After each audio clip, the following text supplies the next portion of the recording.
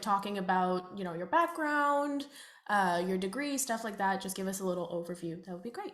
Awesome. Sounds good. So, hello everyone.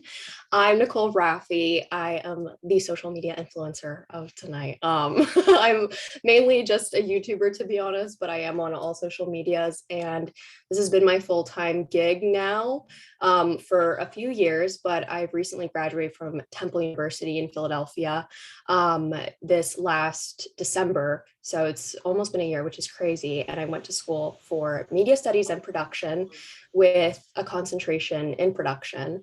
Although I probably wish that I went into the business route. You guys all got the right idea.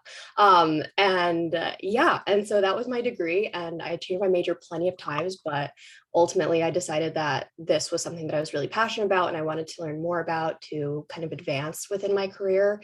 And now that social media is definitely picking up more and there's no like social media major, that was kind of the closest thing I could get to learning more about cameras while also still learning about how to produce by yourself and running your own business. But I've been doing YouTube on and off since I was like a kid, ever since I could pick up a camera. And it was definitely not legal for like little 8-year-old me to be making videos online on the internet, but I was doing it anyway. And thank God that my parents were not really aware of what I was doing. But it really like set this fire in me from like a very young age, since I discovered what YouTube was and what it could be. And I had many inspirations growing up who are still like massive inspirations for me today. And so I really decided to take a shot at it my sophomore year of college. When I had so much time on my hands, I was an RA, and there were so many nights that I was on duty and there was not much going on in my building. And I had the ability to work on school, be an RA, and also start my YouTube channel, which I did not expect to ever become an actual career for myself. But I set some goals for myself, which seemed very unrealistic, and everyone around me was not very sure how I was going to pull these things off.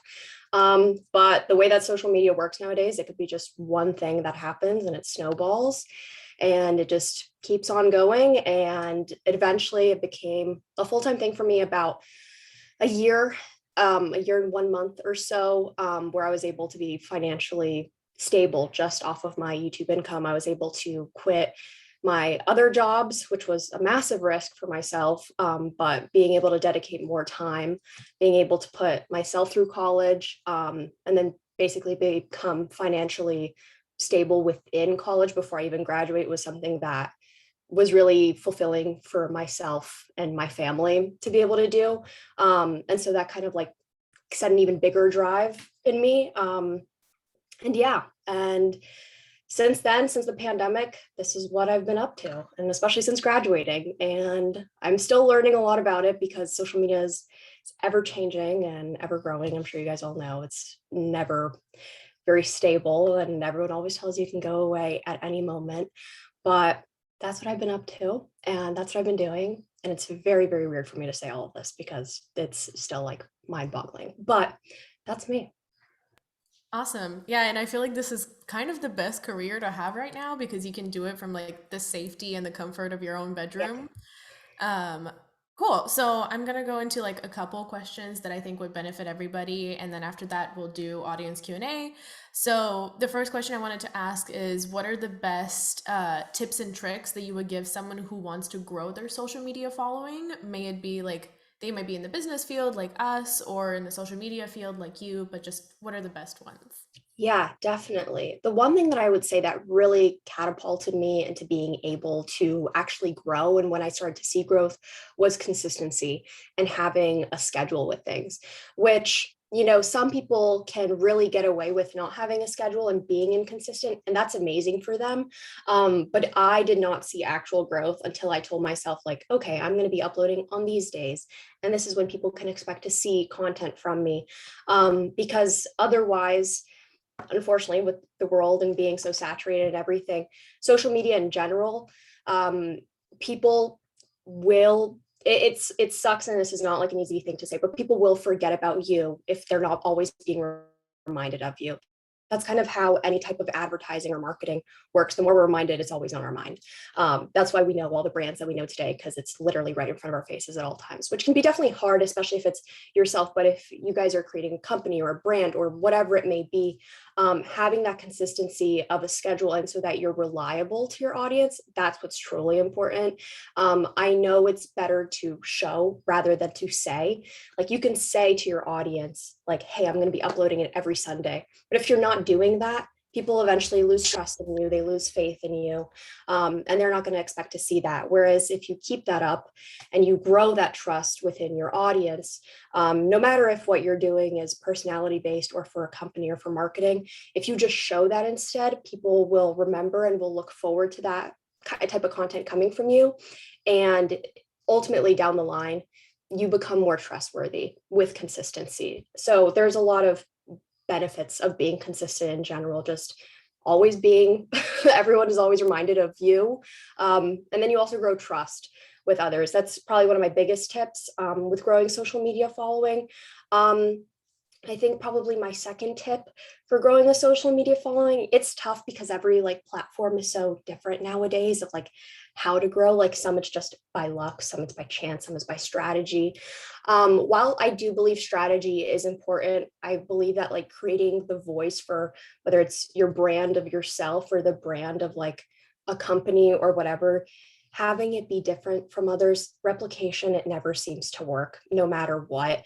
I mean, we see this with like other companies or brands. Like you can tell like when some certain smaller brands are trying to recreate what another bigger brand is doing, it just never works. Having your own creative voice or creative brand always seems to work better. Once I stopped trying to replicate all the people that I was inspired by, and I just started to make videos for myself or content that I truly liked and I knew that I was proud of, that's when things started to actually work for myself. And I mean, it took thousands of hours, well, maybe not hundreds of hours of myself like working and not seeing the results that maybe I wanted, but I was still proud of them. So that was my motivation to keep going. But at least I knew I was being truthful with the voice that I was doing. And if you're doing social media, especially as a career, for so many hours, you can't pretend to be someone else for that many hours of a week and being inauthentic. It just doesn't work. It's exhausting. And so it's much easier for whatever voice you're trying to portray for it to be as authentic as possible so that you're not burning yourself out. That sounds so, cliche. Everyone tells you to be yourself, but truly that is what has worked for me the best. And that's something that I still won't stray away from. Even if, views are a bit lower, I still try and remind myself like, okay, why did I start this in the first place? And why do I want to continue doing this? Cool. That's such an insightful answer. And you're right, like I feel like everybody says that, but it's true. Like that's the one thing you can do is be authentic.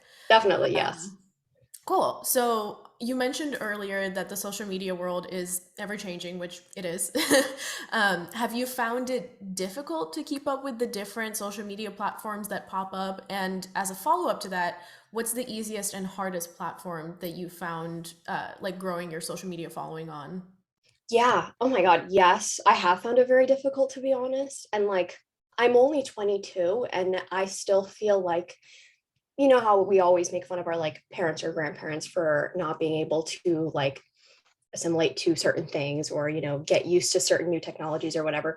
That's how I started to feel like when TikTok started to become bigger or when different things like reels on Instagram. And I have management for myself, and while I love them dearly and they're amazing, they will encourage me to of course like follow along with these certain new platforms to like get my name out there.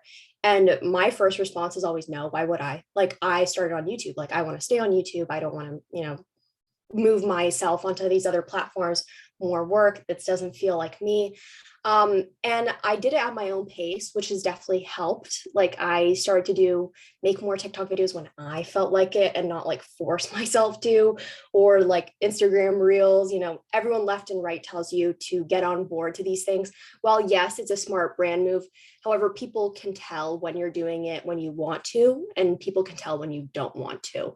That's the one thing you can always tell, and you can scroll through every, your TikTok for you page or on Instagram, and you can tell who is doing it because they know it's a smart business move. And some people you can tell that they actually want to be doing that. And I never ever wanted to come off as I'm doing this because it's smart to. I always wanted to for me to actually do it, because if I was going to burn out 100%. But yes, it's tough to keep up because there's new things all the time. Like for example, YouTube now has shorts, like their own version of TikToks and Reels, and I personally can't see myself on there thriving right now. That's not to say in 6 months I won't try it out, but right now that's not something that I can see myself dipping my toe into, although it might be smart. But if you're a person who loves trying new things and loves, you know, taking a hit, or just even growing, the beginning is always the best time to get in there, like at the beginning of like a platform growing, because it's so easy to grow on those platforms. Like for example, there's TikTokers who have been on there since the start of TikTok and they're at millions. But that can also happen at your own rate when you're ready to, and when you feel like it's most consistent for yourself or your brand. I feel like the platform that I found it hardest with growing with how different it is, I'm going to say YouTube, which is like weird to say because YouTube is where like my main platform and where I make my most content. But YouTube has been difficult because their algorithm changes all the time and you never know when it's going to change.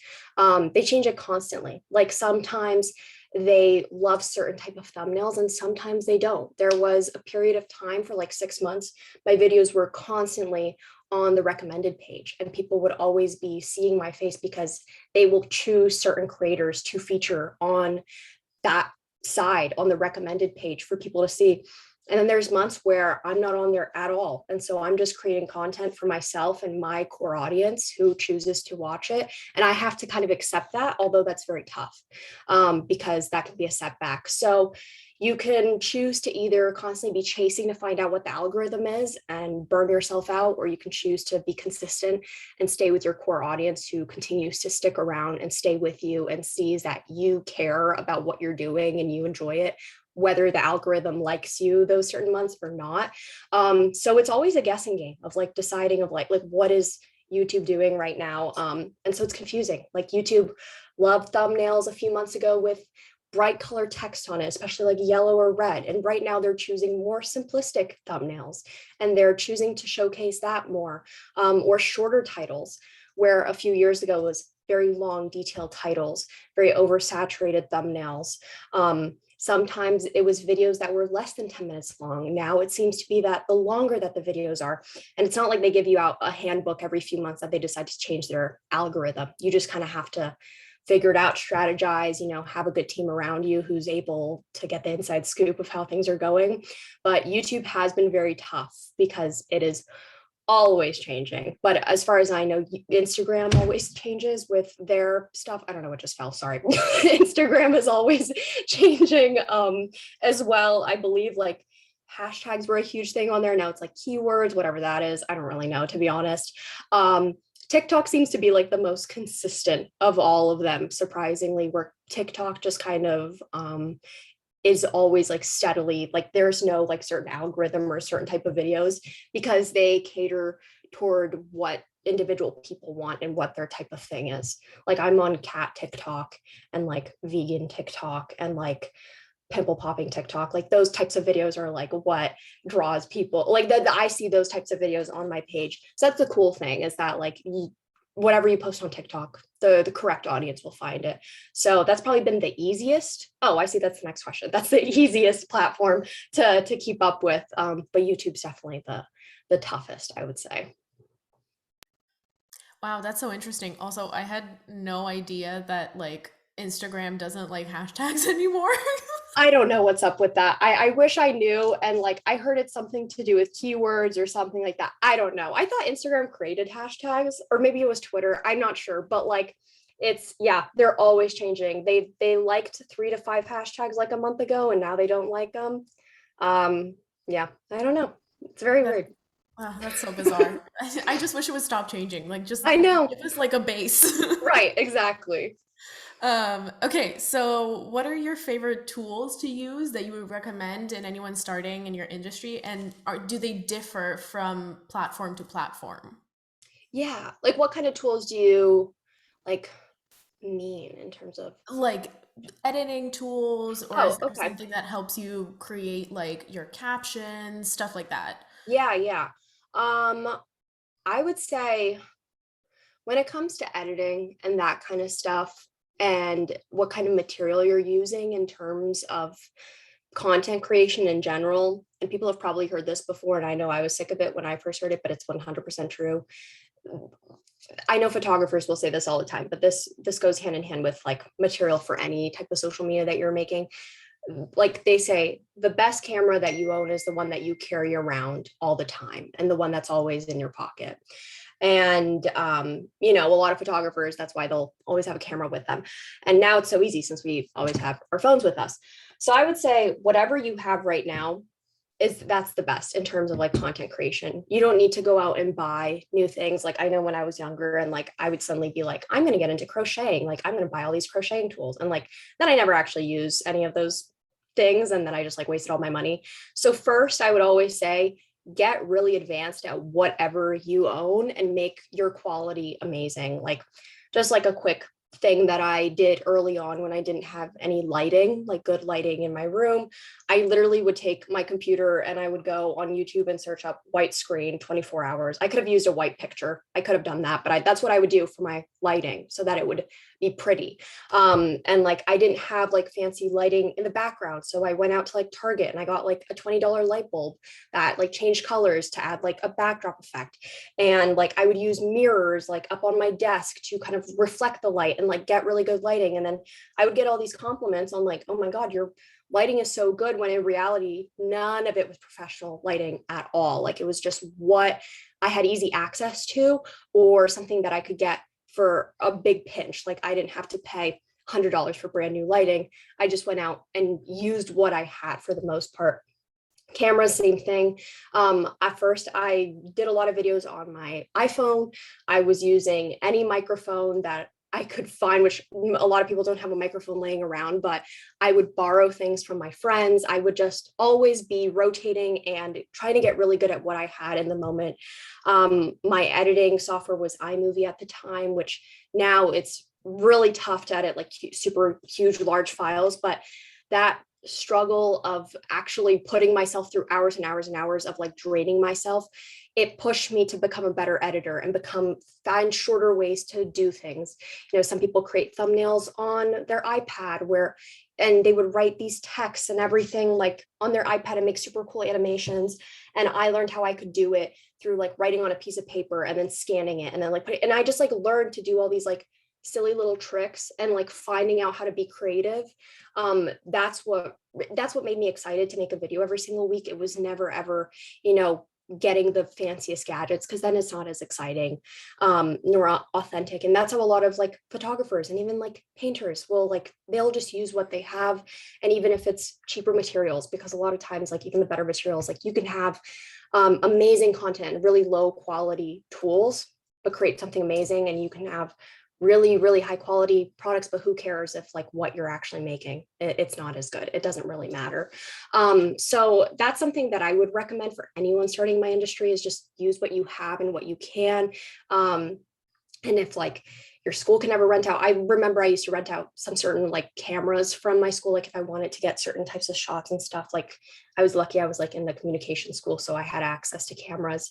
But my biggest recommendation is don't buy as much as you can. Just try and use as much as possible. Also, thrift stores have amazing stuff. You'd be surprised like how much cool stuff you can get at the thrift store. Like you can get a tripod for $5. You don't have to pay $200 for it at Best Buy.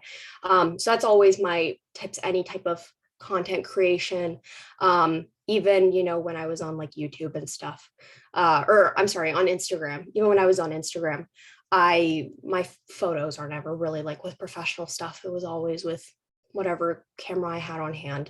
And I think people like that. People like it more when things are just coming across as more authentic and real. I don't think people really like the more saturated and very professional looking stuff. Even when it comes to a lot of brands, to be honest, more brands and companies nowadays are using fan photos. Like first thing that comes to mind is like Glossier, like the makeup brand.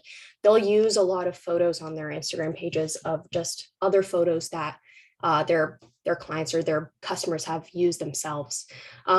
And that's just kind of what makes the company have that like authentic feel of a company and more uh, attainable versus companies or brands or people who are using this super high quality tech stuff, basically.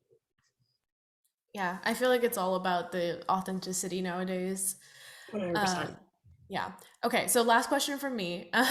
What inspires you when you don't feel 100%? And kind of hand in hand with that, how do you balance social media and your mental health? Because I feel like social media is super draining when you're on it like all the time and that's your job. Oh yeah, 100%. It definitely can be. I remember before like doing YouTube full time, I would look at other creators and I would be like, why can't you upload more? Like, what do you mean? Like, why can't you post more? Like, what excuse do you have? It doesn't take that long. Like, a video's 10 minutes. Why can't you do this multiple times a week? And it wasn't until I actually got into it how I realized that when you're putting your life on social media, it can get very draining when that kind of becomes your life. So for me, it's very important that I have hobbies outside of social media, a personal life outside of social media, a personal life outside of my career, like a lot of people do. Just because I do social media for a living doesn't mean that I shouldn't have, my own life and things that I keep off, or like I don't even record or I choose not to show or even talk about because it's just like my little thing that's just for me. And so that's really, really important for me. um, Balancing it can be very tough. I've been trying to stick to a better schedule of trying to treat it as like kind of like a 9 to 5, even if it may not take me the whole 9 to 5 hours, but trying not to work the weekends, trying to make the nights for myself. That's been so, so important for me because I realize that I do not thrive when my whole life has been entirely on the internet. And I've tried it. I mean, last year, like at this time, like I was going through school, probably preparing for finals, and I was doing YouTube as like full time, like making 2 videos a week, a podcast, posting online. I was in college taking 17 credits because I was trying to graduate a semester early. I was doing an internship and I was helping my mom through chemo all while like during the pandemic. And I was doing all these things and everyone's like, oh my God, you're wearing so many hats, like good for you. Like this is so amazing. Like you're doing so much. And in reality, it drained me out so bad that like I'm still like working on things to this day a year later because I should not have been doing so much in such a short period of time. I put myself entirely into all these different boxes and didn't put anything into me. And I realized like at the start of 2021, I was like, I have nothing I want to put out on the internet because I feel like I have nothing positive to contribute out into the world whatsoever. I was like, I feel like there's no thoughts in my brain. There's nothing, I have no interests, I have no hobbies, I have nothing I like or I'm interested in. I gave so much of myself in these like few months, and now it's like, okay, I have nothing left to give. And so I had to take a step back and realize like I cannot thrive as a person and keep my business thriving while I'm just suffering and putting myself into all these different boxes. So now, although I don't, it's still like a work in progress of me trying to do this whole like 9 to 5 thing, and it doesn't start at 9 ever, it doesn't really end at 5 ever, and I'm working on it. And it's great because I get to be as flexible as I want to be with it. But there's definitely a downside of not having structure. So that's definitely something that I'm still working on to this day.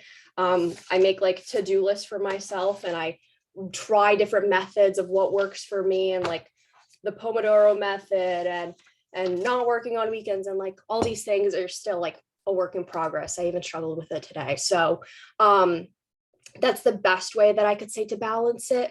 And also like I try my best not to use social media in my downtime as much anymore, because like while like it can be great for me to sit and watch a YouTube video to like sit down and relax, it's not as relaxing as it once was for me, because I now view it as something that I need to study and like, oh, I need to take tips and tricks from this video and like, how are they editing and how do they do that? And like, now I'm like, all right, let's have some real hobbies. Let's be a real human being outside of social media. Let's be realistic here. And that's kind of what I've been doing recently, at least working on it to try and be better about it. Yeah.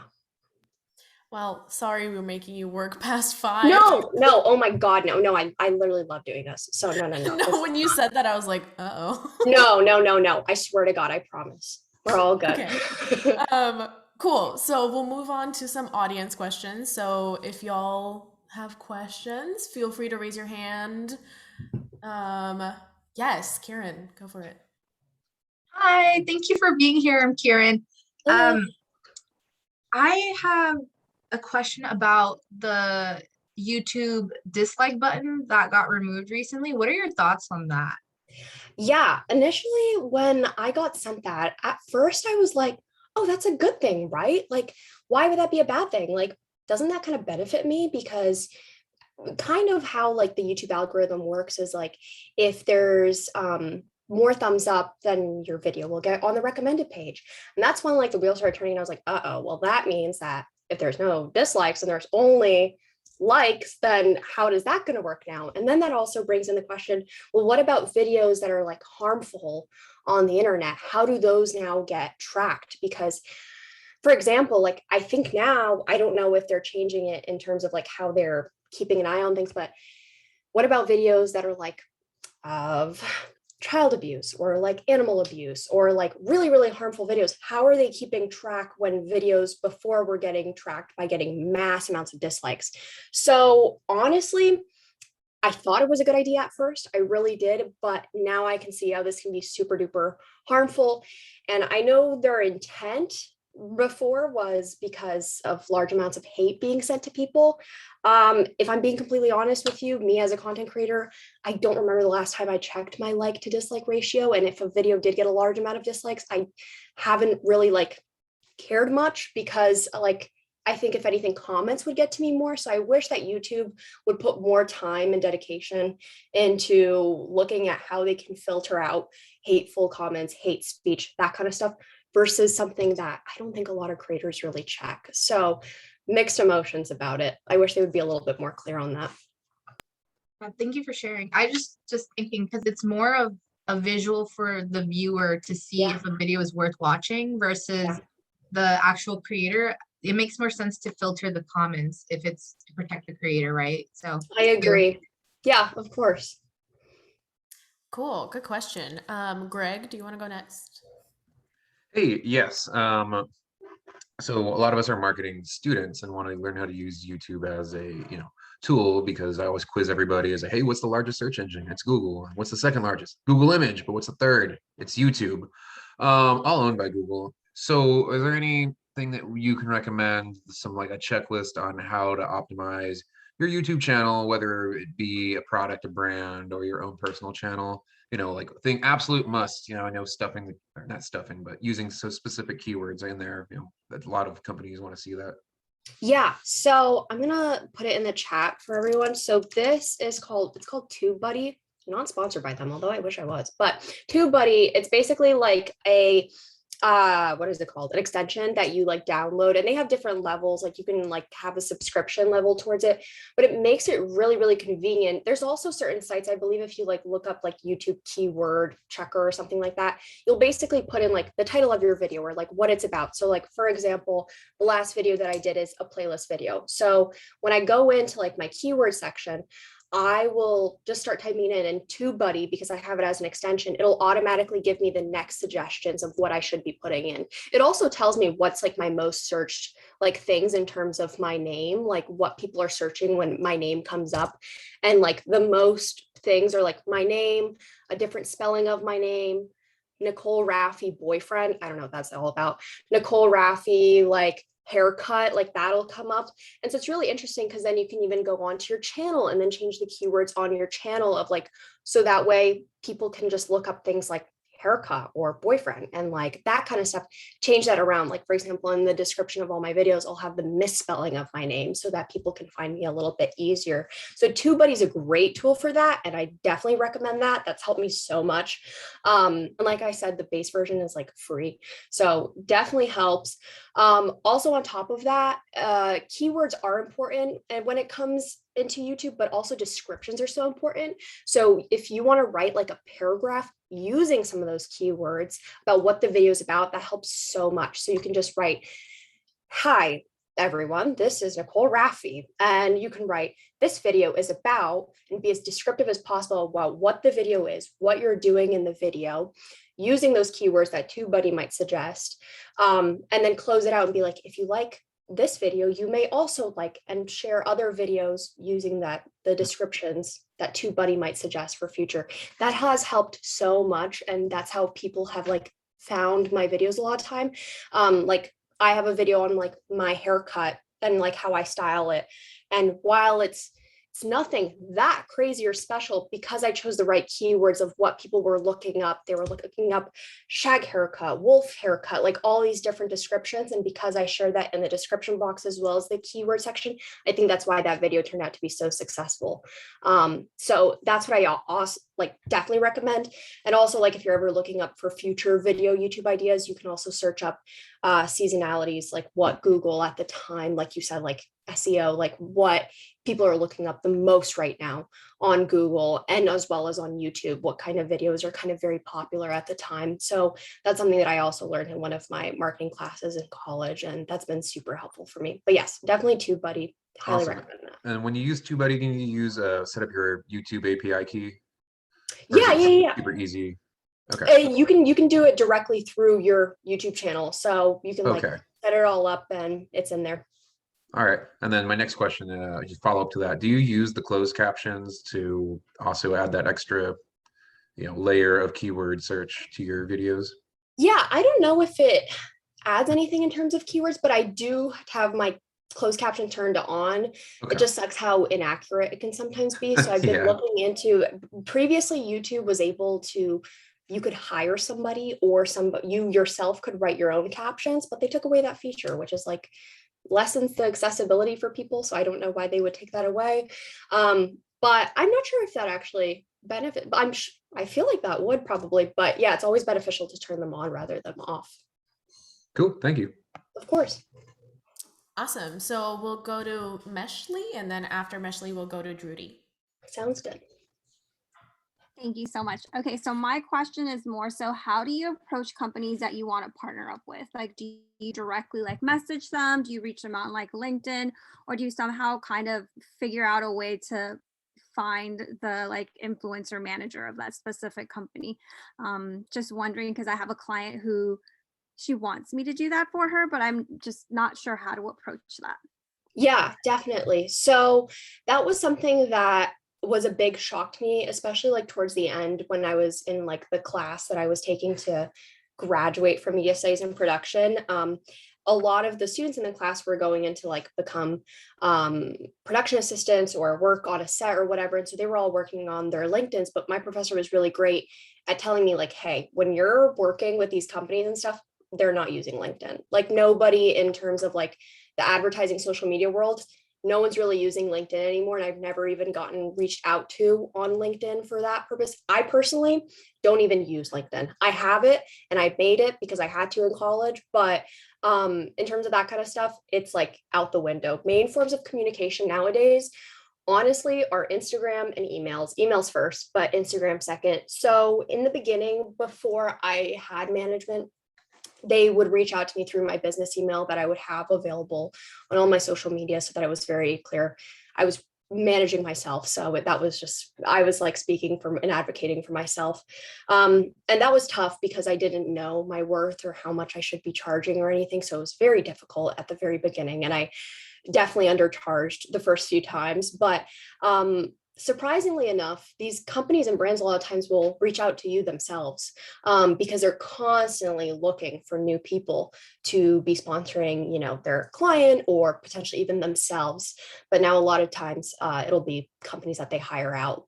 Companies will hire out further agencies to then reach out to social media influencers.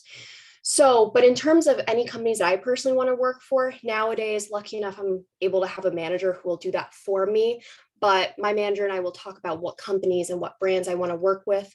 Sometimes if they're smaller brands or if they're companies that I've built a relationship through on social media, they see that I enjoy their product and I like them, I'll personally reach out to them on social media. Sometimes I'll even shoot them an email and I'll tell them, hi, I'm Nicole Rafiee. This is my social media pages. I'm a huge fan of your product. I've been using it for X amount of months and I would really love to work with you.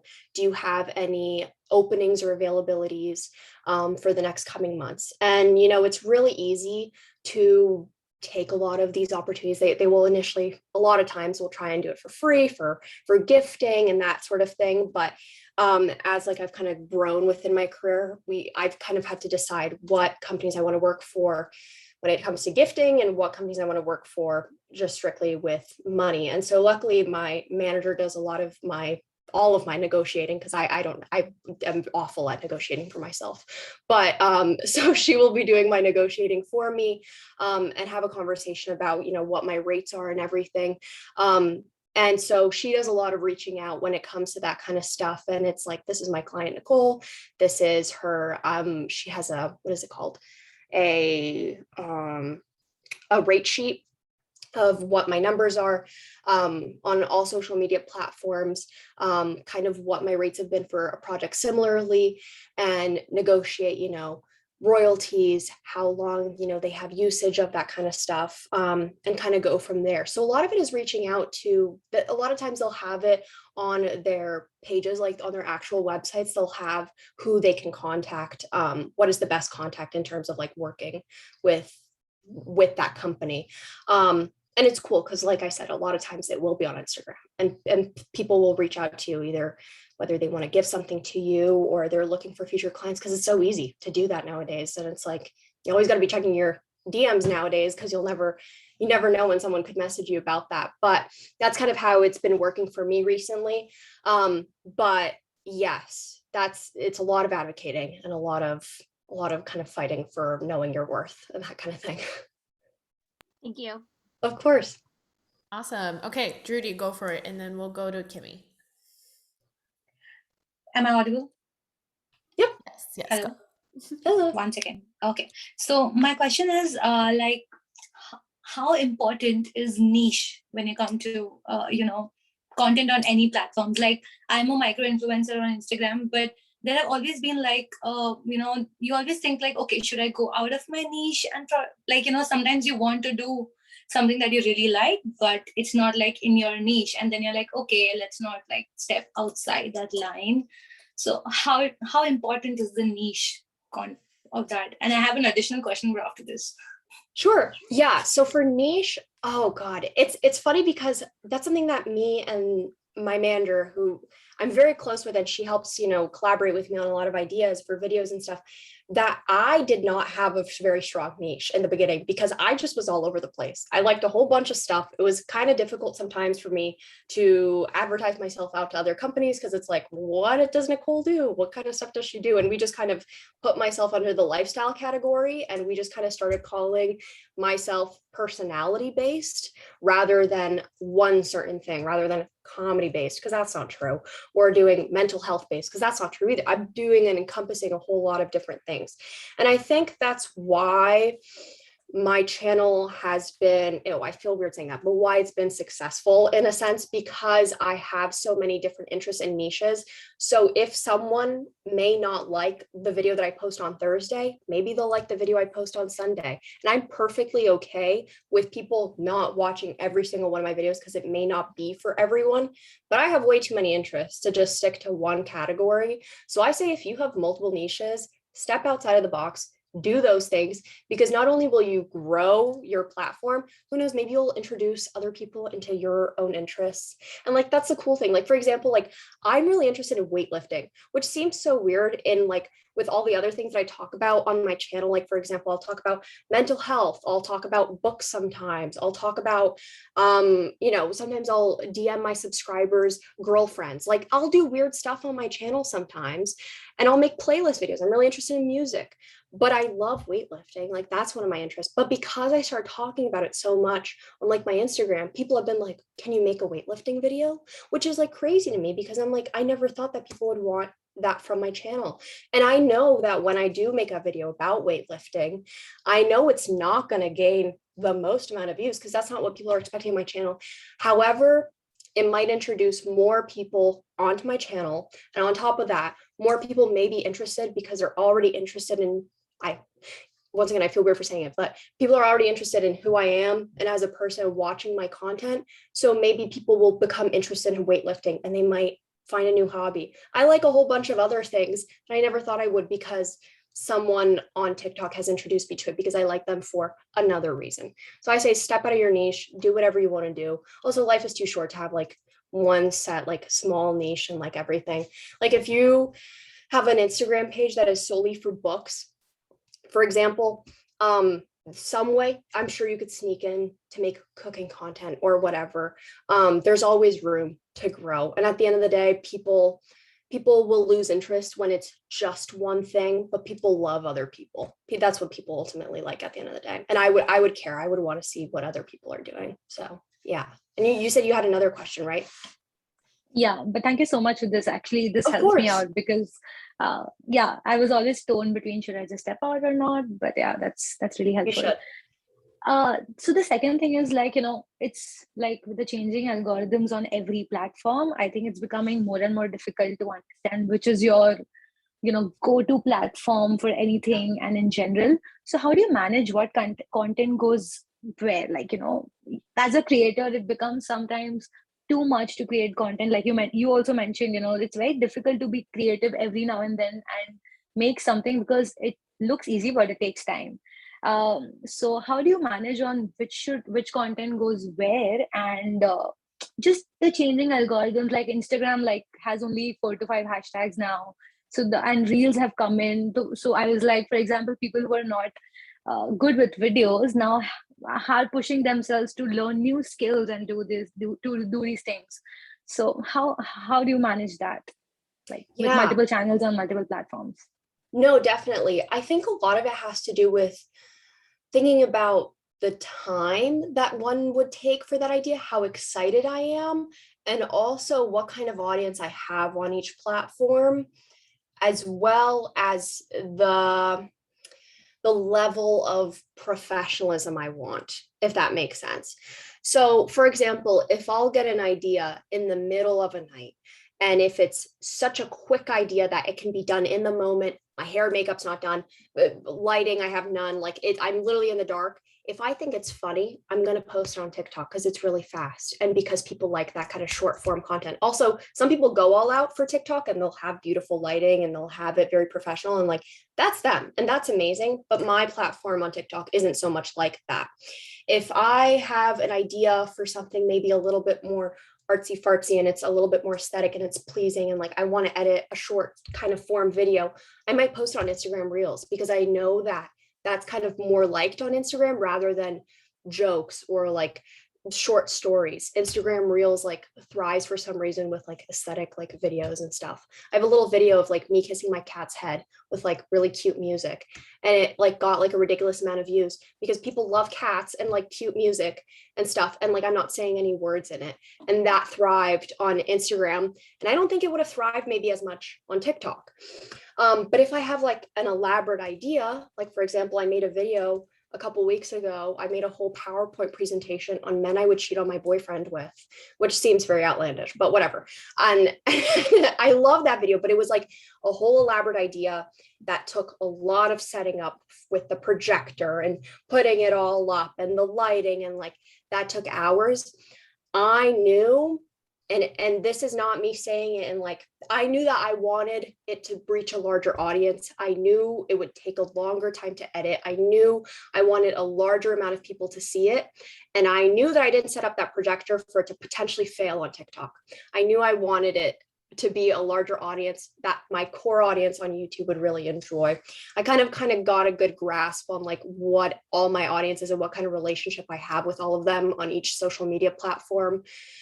Twitter, people know me for just posting whatever crap comes to my mind all the time. They don't know me for photos. Instagram, they know that they can see my day throughout the day because I'm posting in all my stories all day, every day. TikTok is whenever I feel like it, whenever I have a story to tell, and I'm not as close with the audience on there, because it can reach anyone at any time. And YouTube, I probably have the closest relationship with. I see similar faces in my comments every single week. And I know that I have the same core of a few thousand people coming back to me every single week, and that I know what they will like and what they probably won't like as much because of trial and error throughout the years. So it's all about knowing your audience on every platform, as well as knowing the time and effort that you're putting into whatever you're creating, what will thrive with the time allotted. Like TikTok maximum is like 3 minutes, I think. YouTube, as long as you want.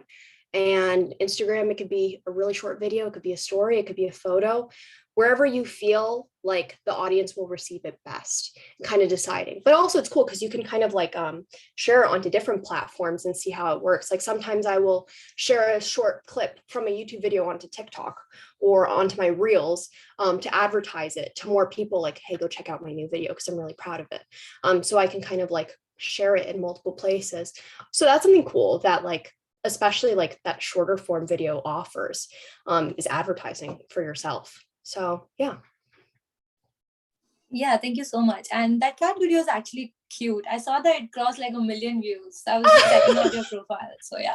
Thank you. Thank you. I will tell my cat. I'll tell her. Yeah, thank you so much. Of course. All right. Kimmy, do you want to ask your question? Yeah, sure. Hi, I'm Kimmy. Hello. First of all, thank you for like sharing all the like your story and also like how you manage your like content or social media platform. And also like I really love like your room setup and also your plans like at the back. So I was just wondering, do you have such a like a set scale or like ratio? Like how do you like manage your regular like lifestyle posts and also your like the sponsorship posts? Since I know that like I'm aware that like I used to like follow like some people online, like maybe on YouTube, maybe on Instagram, but the reason that I left them, I'm not really like following them anymore because like, they're becoming more commercial. So I was just wondering, do you have any tips or any like comments or feedback, like how you're gonna manage that and how you try to like not to be commercial to maybe it will like bring you to like losing some fan base maybe?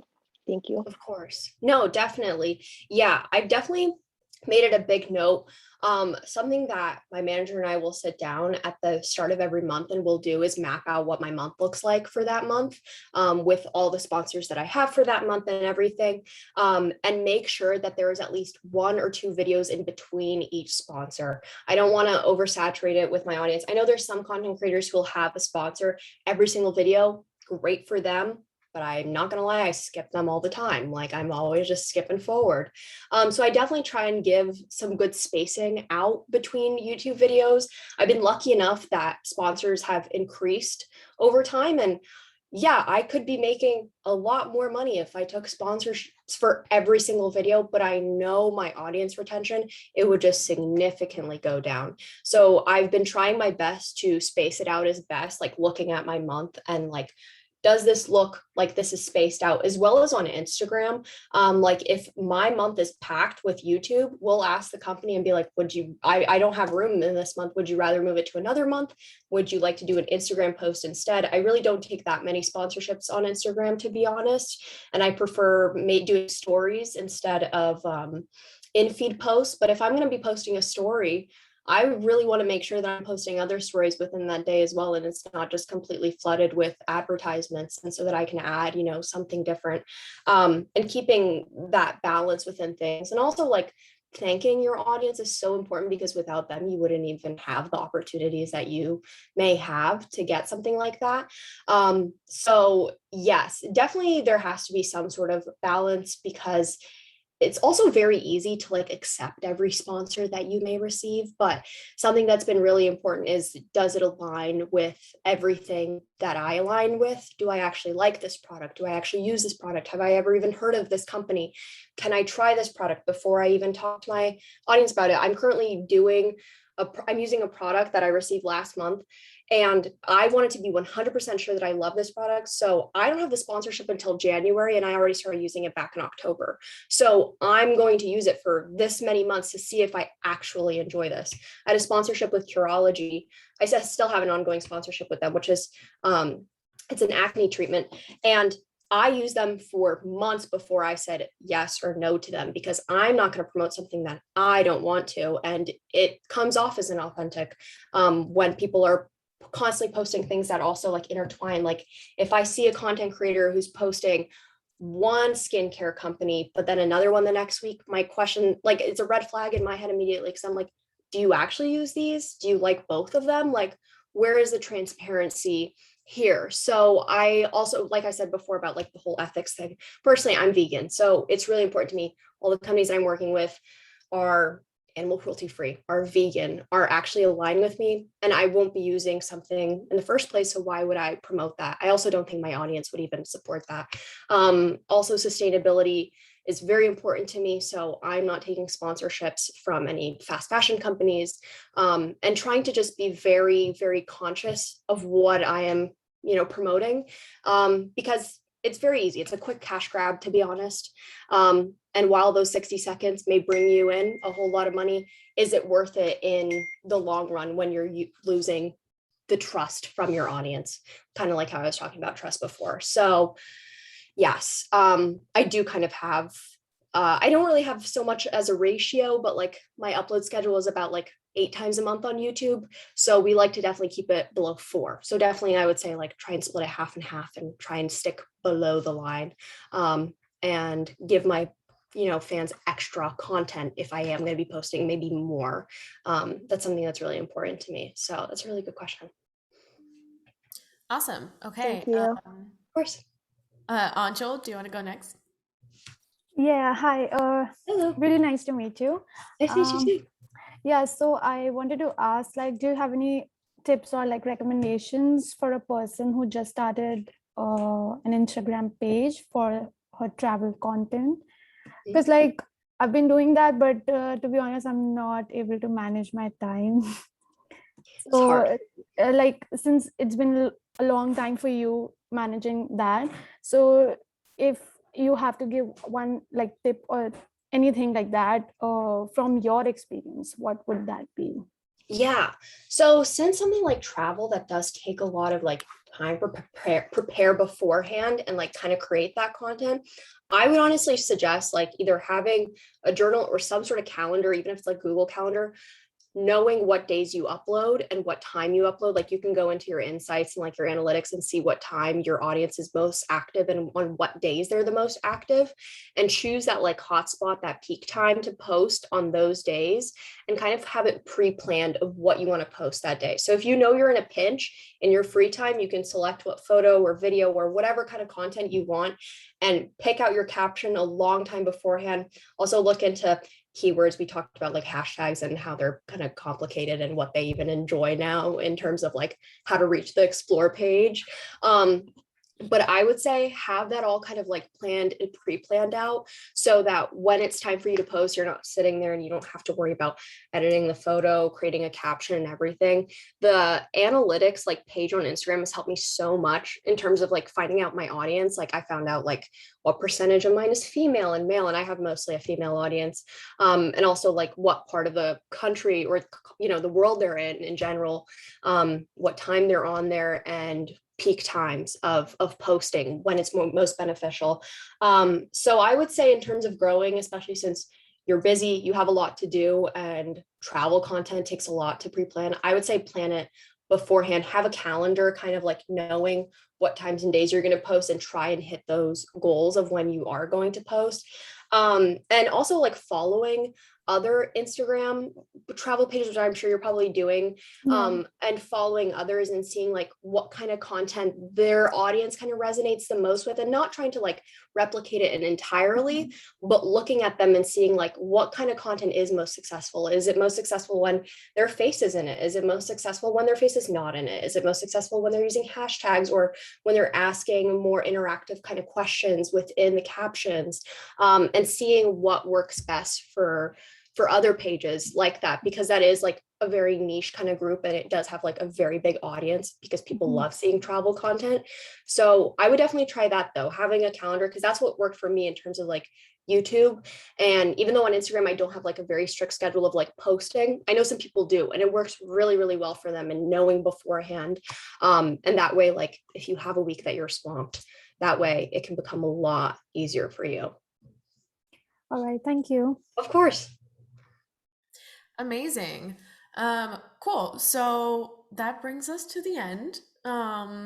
Do you mind if we take like a group picture? Of course. This is No, like proof that this definitely. happened. Of course. Um, Definitely do okay, that. so Do that. if y'all want to be in the picture, turn your cameras on. And I need to remember how to take a screenshot. Cool. All right. Give it a second. All right. Here we go. 1, 2, 3. Cool. Yay. Amazing. Well, thank you so much for coming and speaking to us. Do you want to shout out your social media? I know you said you don't use LinkedIn, but just shout out your Of stuff. course. Yeah, you guys can find me on everything. It's just Nicole Rafiee. No, my last name's spelled a little funny, but that's just where you can find me on pretty much anything. So that's me. Thank you guys so much for having me. This was super fun, and it was great talking to all of you. Best of luck, and good luck with finals. Thank you. Thank you. Of Thank course. you. So All right. Thanks It so was much. so nice meeting you all. nice to meet you too. Thank you. Of course. Great. Cool, Take cool. care, everyone. Thanks, everybody. Yeah, thanks for coming. Thanks a lot. Thank you. Bye-bye. Bye.